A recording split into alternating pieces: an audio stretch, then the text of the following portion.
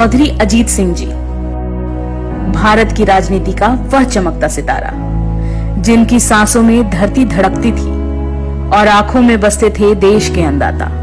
भारत की राजनीति में वह चमकता सितारा जिन्होंने किसानों के हक की लड़ाई सड़क से लेकर संसद तक लड़ी।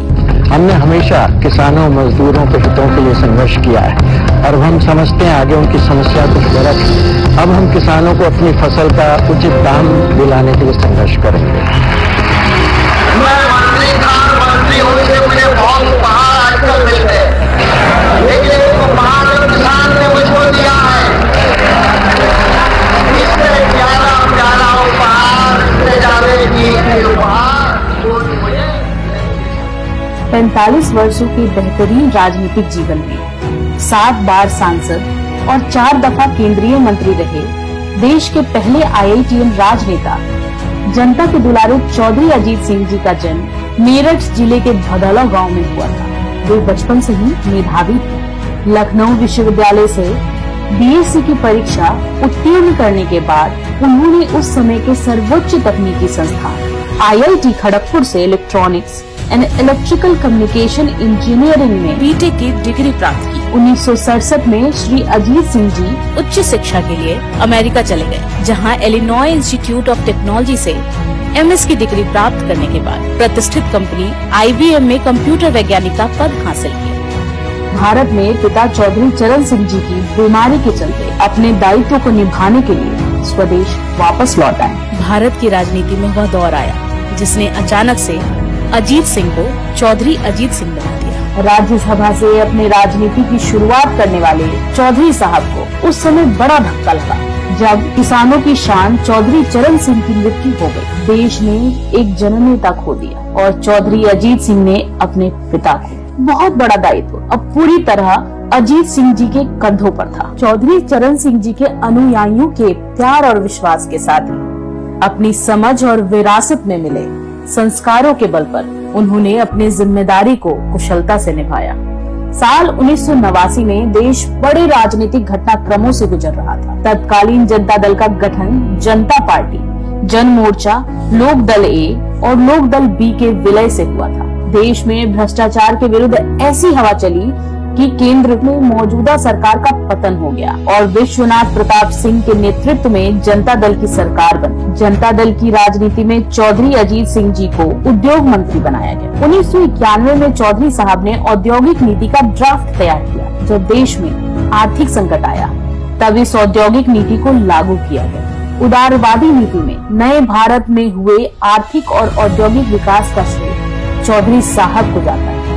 देश में औद्योगिक क्रांति आई। डी लाइसेंसिंग के पश्चात नई निजी कंपनियों ने अपने उद्योग स्थापित किए। जो क्षेत्र पहले सिर्फ सरकार के लिए आरक्षित थे उन्हें निजी कंपनियों के लिए खोल दिया गया। किसान हितों के पोषक चौधरी अजीत सिंह ने उत्तर प्रदेश, महाराष्ट्र, कर्नाटक, आंध्र प्रदेश और उड़ीसा में चीनी मिलें लगाने की स्वीकृति दी। चीनी मिलों के बीच की दूरी 25 किलोमीटर से घटाकर 15 किलोमीटर तक कर दी ताकि नई चीनी मिलें लग सके। किसानों को गन्ने की फसल से मुनाफा होने लगा, उनकी आय बढ़ी और लोगों को रोजगार मिला और देश की अर्थव्यवस्था को संजीवनी मिली।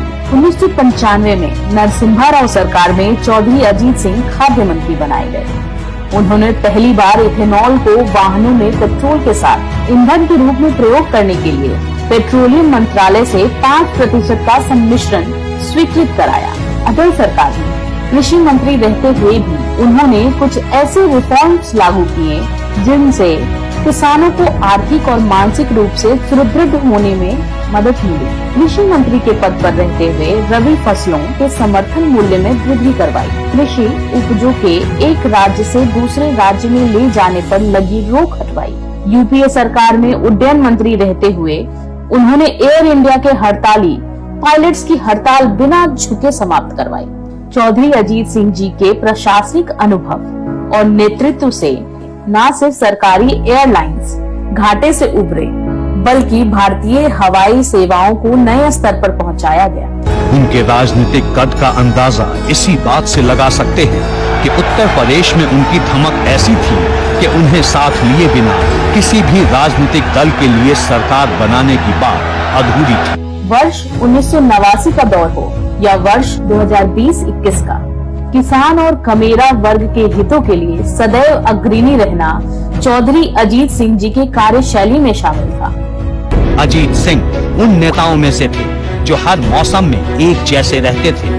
फिर चाहे वो 7 बार सांसद रहे अजीत सिंह हो या फिर 2019 में चुनाव हारने वाले अजीत सिंह, उनके चेहरे की मुस्कान हमेशा उनकी जिंदा दिली और सफल नेता की कहानी को बयां करती रही। मैं राजनीति नहीं करने आया हूँ, एक तो आपको धन्यवाद देने आया था। चुनाव में आप लोगों ने मेहनत की और फिर बैठ के गपशप लगाएंगे, तो जान पहचान तो रहेगी ही, राजनीति हो ना हो। मुझे आप लोगों के बीच में आके अच्छा लगता है और कोई कारण नहीं है, कोई जरूरत नहीं है मुझे। उनके एक फोन ने कमजोर हो चुके किसान आंदोलन में जान फूंक दी। उनके एक आह्वान पर पंजाब से लेकर बिहार तक के किसान एकजुट हो जाते थे। आज किसान के पास चाहे 2 बीघा जमीन हो, 2 एकड़ जमीन हो, उससे काम नहीं चल रहा, उसका पैसा नहीं मिल रहा मेहनत का, लेकिन उसको ये कम से कम ये है कि मेरे पास भी कुछ है। ये सरकार उससे आपकी मिल्कियत की छीनना चाहती है। भले ही आज चौधरी साहब हमारे बीच नहीं रहे, लेकिन उनकी सोच और उनके कार्य आज भी हमारे साथ। उनकी मेहनत, जज्बा, मुस्कुराहट सब याद रहेगा। किसान एकता, किसान एकता, किसान एकता। चौधरी अजीत सिंह जी को कोटि कोटि नमन।